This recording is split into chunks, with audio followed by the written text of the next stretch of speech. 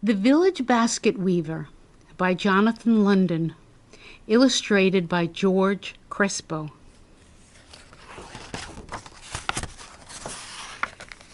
Except for the fisherman, Tavio was almost the first one awake in the village.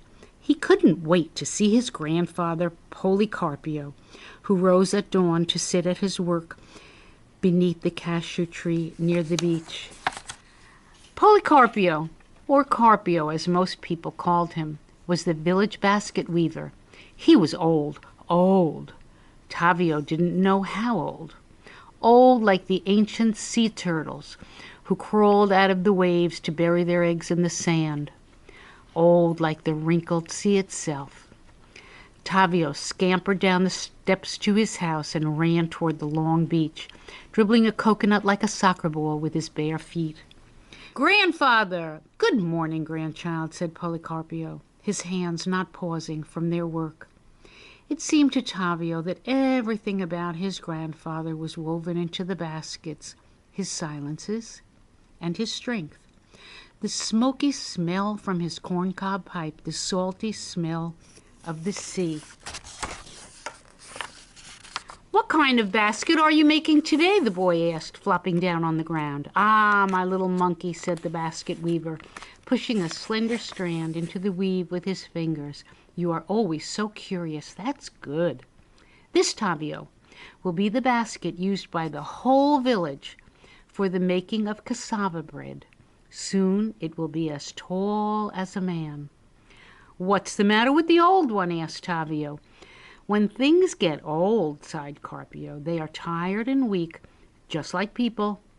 "You're old," said Tavio, "but you're not tired or weak." "Are you?" Carpio was silent for a moment. With a soft smile, he leaned forward into his work. "Yes, Tavio, I am tired," said Carpio, "and weak. But I am the only person in the village who remembers how to make a cassava basket. I must do this one last thing, then perhaps I can rest." Like his grandfather, Tavio was as skinny as a monkey, but he wasn't weak. He made a muscle and felt it. Then he looked at his grandfather, and for the first time he noticed how the muscles and veins in Carpio's long, thin arms twined and twisted like strands woven into a basket. The sun was already warm on Tavio's shoulders. It was time for him to go home for breakfast. There he ate his Johnny cakes, then walked slowly down the beach to the village school, hands deep in his hip pockets. During his lessons, as the teacher tapped her pointer on the numbers filling the blackboard, Tavio gazed out of the window. A tall, lone palm leaned like a man bent over the beach. Like an old man, like his grandfather Carpio. Tavio was so worried about Carpio that he couldn't pay attention to his teacher or his work.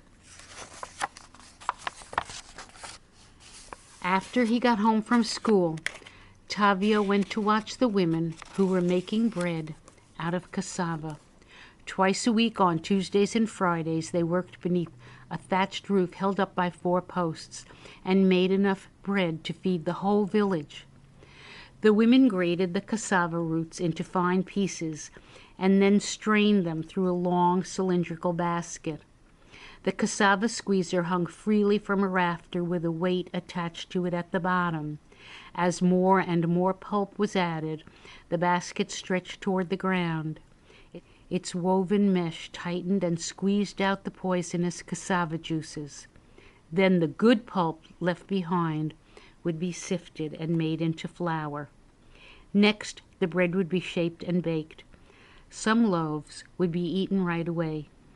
Others would be dried and stored. Tavio's neighbor, Lucia, said, "For you, my friend," as she sliced 2 pieces from a warm new batch. Tavio grinned and took a bite of the good fresh bread.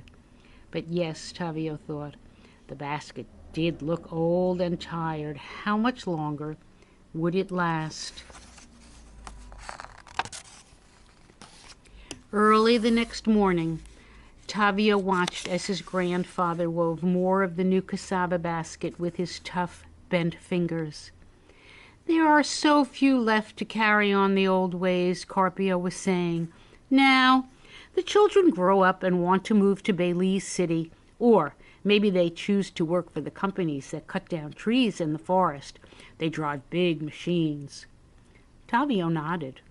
Like the other children of the village, he often imagined what it would be like to operate a huge Caterpillar tractor or to speed through the jungle in a four-wheel drive Jeep.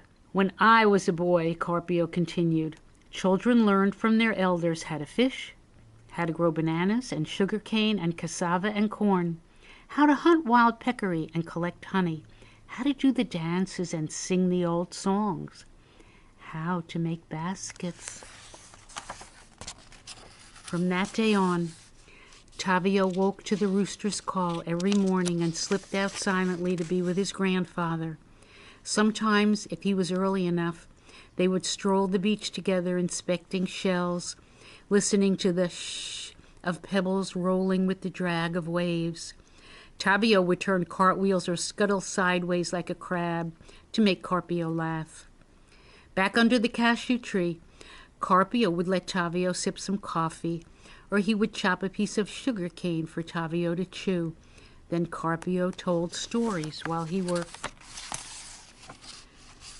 Tavio noticed how his grandfather would split the long river reeds for the basket lengthwise into 4 pieces each, and then allow them to dry in the sun.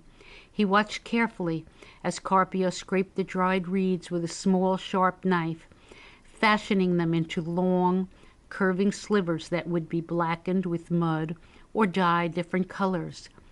Carpio was weaving a beautiful pattern with the colored reeds he made. Soon Tavio began to play with some broken strands that had been cast aside, looking up now and then to watch the cassava squeezer grow beneath his grandfather's shaking hands. Tavio began to mold a small basket of his own. Then, one morning, at the pink of dawn, Tavio arrived and found that his grandfather's place beneath the cashew tree was empty. The brine barrel that Carpio used as a seat was still there, and so was the squeezer. It was almost finished now, standing, as his grandfather had said it would, as tall as a man. Sendio, Tavio's uncle, climbed down the rickety stairs from the one-room house that he shared with his father. "I knew you'd come, little monkey." "But where's grandfather?" asked Tavio. "Hush, boy," said his uncle, placing a large hand on Tavio's shoulder. "Come with me. We'll talk on the boat." The sun shone like a pearl in the rosy mist. Sendio rowed out through the surf, then tied fishing lines to each of his toes. He baited triple hooks at the end of each line and dropped them overboard. Finally, the fisherman said, "Your grandfather has not many days left. He is very old, and he is dying." Tavio couldn't speak. Gulls screamed overhead. Dolphins rolled by, but Tavio could see only his grandfather, bent over his basket, smoking his pipe. "So, no more basket weaving for my father," said Sendio. "It is time for him to rest." Sendio fell silent. The only sound was the clop-clop of waves against the hull. Tavio's eyes burned with salty water, as if the sea had risen inside him and filled them.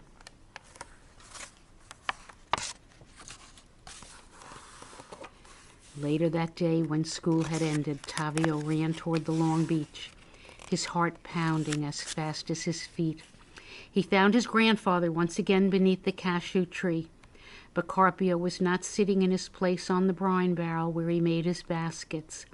Instead, the old man was lying in a hammock that had been hung between his cashew tree and a palm. Tavio stood at Carpio's side. He was breathless from running. Carpio looked up and grinned. "Grandchild, I have no teeth to eat the cashews or coconut. My eyes are good only to tell shadows from the light, but my mind is clear. I know I must finish this one last thing." He pointed toward the basket, then sighed. "And I'm afraid I cannot." Tavio was silent for a moment, and in that moment he made a decision. "Grandfather," he said, "I know. Tell me how to finish the basket, and I will help you." Carpio nodded, pleased. It had been his secret wish. He asked for his pipe, then began to whisper instructions. It was like the whispering of the sea. Carpio's words wove a kind of spell around Tavio, who now did as his grandfather told him, and thought of nothing else. And by the time the sun reached the tops of the banana trees growing behind the village, and the day was almost done, the cassava basket was completed. When Carpio saw the finished work, a smile spread across his face and his eyes closed. The next day was Friday. It was time again for the women to make cassava bread for the whole village. And for the first time, they used Policarpio's new basket. The soft sea wind carried the sound of their laughter and singing to where he lay and woke him. When the first slice of the crisp bread was cut, Lucia handed it to Tavio, who ran with it to his grandfather's side. "Someday, grandchild," said Policarpio, placing his hand on Tavio's head, "you will make many more things of value." Eyes shining, Tavio took a bite of the warm bread. "It's true," he thought.